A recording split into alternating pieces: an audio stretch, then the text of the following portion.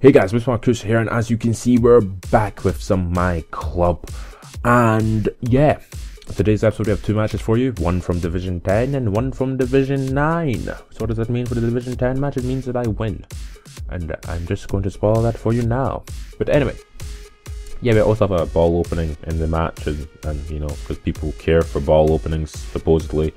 But yeah, anyway, yeah, and today's episode is only two matches. It's not a very long episode, it's only like 10 minutes long, roughly, but actually, it's actually relatively quite a long episode, which I'm surprised by, because it's probably because I left this bit in, which takes like goddamn 2 minutes into the no, not 2 minutes, but like a minute into the match, into the episode. It's just, why, Konami, why do you take so long?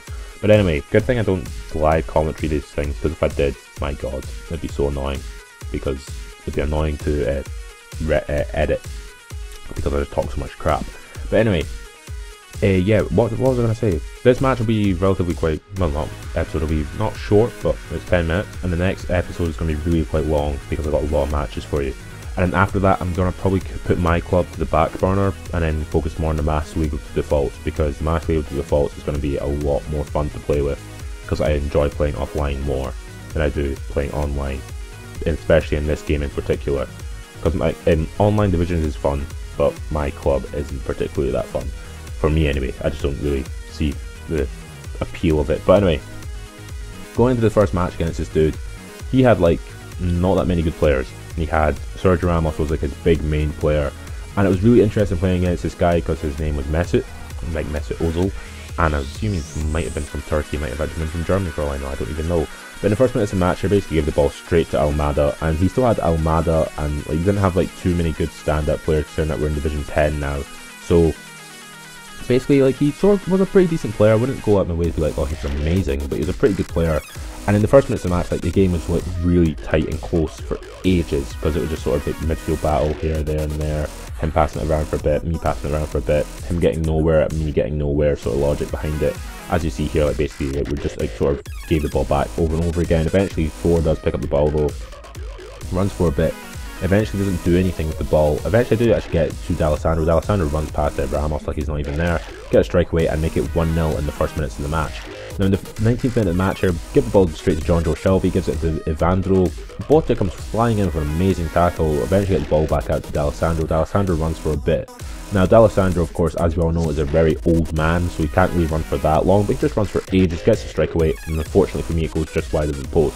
About 5 or 6 minutes later, he gets an opportunity down this, basically down the middle, to be honest, with Menezes, and gives it to Almada. Almada gives it to Bahamut. Bahamut gives it to Evandro. Evandro runs past one or two of my players that are not even there, gets a strike away, and again, Gianluigi Buffon not even there. But in the 30th minute of the match, he gives it into Hernandez. Hernandez runs past Sergio Ramos like he's not even there, and he pops him back in the net to make it 2-1 to us going into half time. He actually had Rosicky on the pitch as well. But anyway, in the 39th minute of the match here, Toni Kroos through on a goal, gets a strike away, and Toni Kroos makes it 3-1 to us. And then in the last minutes of the first half, actually makes a save, Buffon. Cabral, basically, I do make a mistake there. I basically just ping it out of play like an absolute idiot, and it doesn't come to anything, fortunately for me. And in the last minutes of the match, well, the first half anyway, and it was 3-1 to us at the half time. So pretty decent result at half time. Wasn't going too bad, as you'd expect. But it was just like ever so much like that lagging symbol was over and over again. The game was ridiculously close. I just thought it'd been a little bit more clinical. Again, the lagging symbol is back. This time I try and pause the game in the 57th minute of the match, making substitutions. He actually plays for own goal. Bamu gets for own goal, and again, Buffon basically does nothing. And in the last minutes of the match, Hernandez on the ball just slow it down to literally like a crawling pace. Tries to play in Ribery, doesn't come to anything. Eventually doesn't really do anything with the ball, to be honest, and he does try and get forward again. Toni Kroos picks up the ball, doesn't get anywhere. Lavezzi doesn't do anything. The game lags ever so slightly. He eventually tries to get running away from me with Lavezzi, doesn't really get anywhere with it. Eventually comes in Albrighton for an amazing tackle, and I get fortunately enough to clear the ball, and 3-2 was the final score between me and this dude who was playing with Celta Vigo, Mesut. So winning the game 3-2, I was like, okay, I need another centre midfielder to replace whoever the hell it was for playing next to Toni Kroos. I thought, okay, I'll go and try to get another centre midfielder, of course, because you get some GP for winning matches and stuff like that. So basically went out of my way. Of course I promote myself in the next division as well. Buffon ran out of contract, Hernandez ran out of contract. At least the contracts aren't that expensive in this game in comparison to like the last my club. But anyway, we go to promote division. I don't actually show it, but we do actually get to division 9. We sign a player top agent, expecting, okay, let's go get a good player in the field. Again, like I said like 2 or 3 episodes ago, why did they not just make it so you could filter out the players you don't want? It would make it so much easier. I don't mean like, I mean basically so you don't have to always go, oh I want a centre midfielder. Just give me a centre midfielder. Don't give me an attacking midfielder like I do here, and I get an attacking midfielder with a wristband. I was like, oh my god, I got Morgan Schneiderlin. No, I end up getting Michu. So frustrating getting Michu because he's just not good. I just do not enjoy using him, but I will put him straight into the squad, and that's actually what I do straight away. But basically, I go into the next match, and again, it takes like 50 seconds or 40 seconds or whatever it is until I get connected with the next guy.